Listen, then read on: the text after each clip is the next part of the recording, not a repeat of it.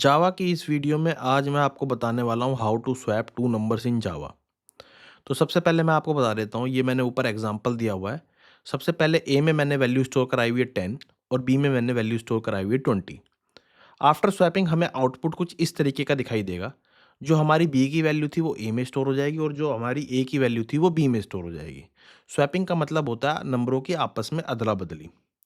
तो इस वीडियो में मैं आज दोनों मेथड कवर करने वाला हूँ। एक होता है विद यूजिंग थर्ड वेरिएबल और दूसरा मेथड होता है without using third variable.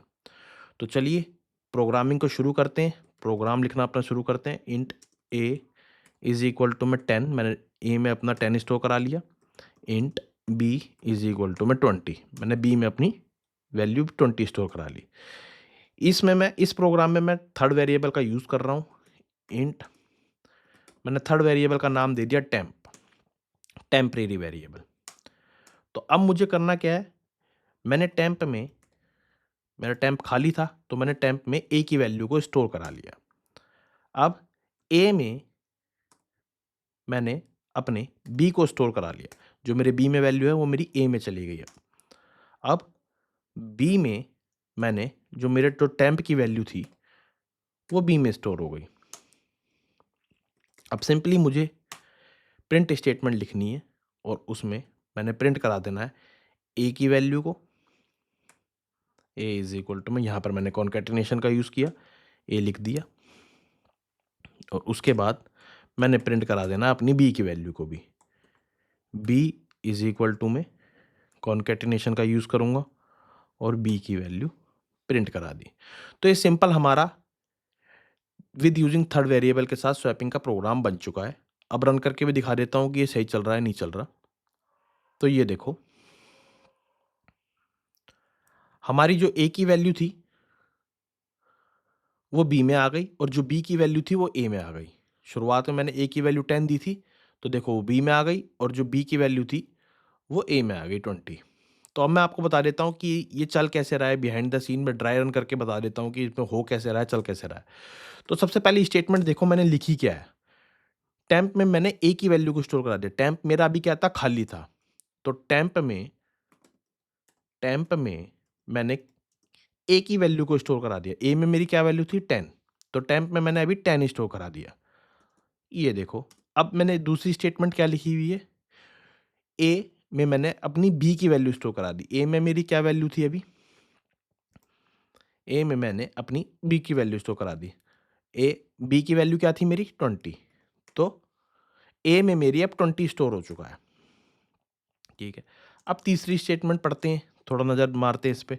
B में मैंने अपने टेम्प की वैल्यू स्टोर कराई है। बी इज इक्वल टू में जो टेम्प में क्या था, देखो अब टेम्प में आ गया था 10, टेम्प खाली नहीं रहा था क्योंकि सबसे पहली लाइन में मैं लिखा हुआ टेम्प इज इक्वल टू में ए।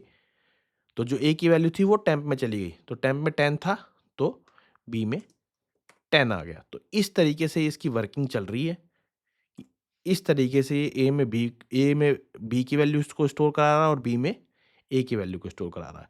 अब जल्दी से समझ लेते हैं अपना विदाउट यूजिंग थर्ड वेरिएबल भी। तो इसमें मैं क्या करूँगा, सबसे पहले मैं ए में लिख दूंगा ए इज इक्वल टू में ए प्लस बी। क्यों लिख रहा हूँ, क्या लिख रहा हूँ, ये सब कुछ आपको समझाऊंगा। ए में मैंने ए को और बी को प्लस करा दिया। अब मैं क्या कर रहा हूँ, बी इज इक्वल टू में ए माइनस बी। बी में मैंने क्या करा, ए को और बी को माइनस, ए को और बी को माइनस, ए की वैल्यू को और बी की वैल्यू को माइनस करा दिया। अब दोबारा से ए इज इक्वल टू में ए माइनस बी।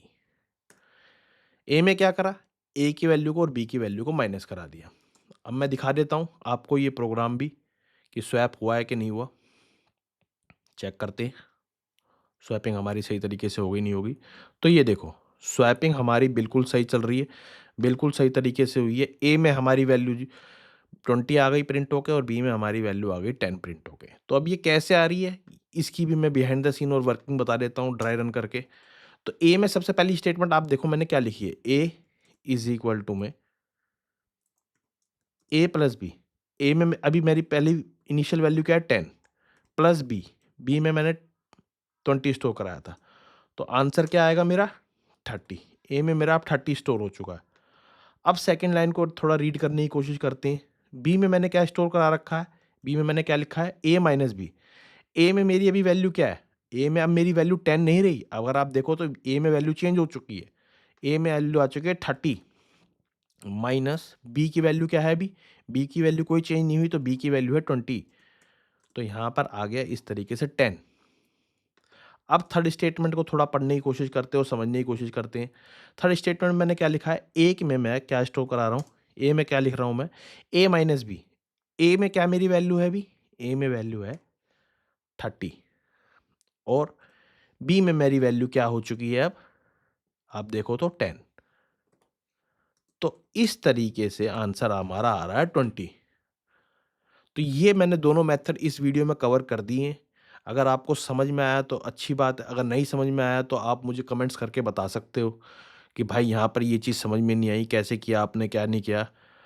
बाकी वीडियो अच्छी लगी हो तो यार लाइक कर देना, और चैनल पे नए हो तो यार फॉलो भी कर देना प्लीज़, क्योंकि इन वीडियो को बनाने में बहुत टाइम लगता है मेरा भी। तो ठीक है, मिलते हैं अपने अगली वीडियो में, अगले प्रोग्राम के साथ। Thank you.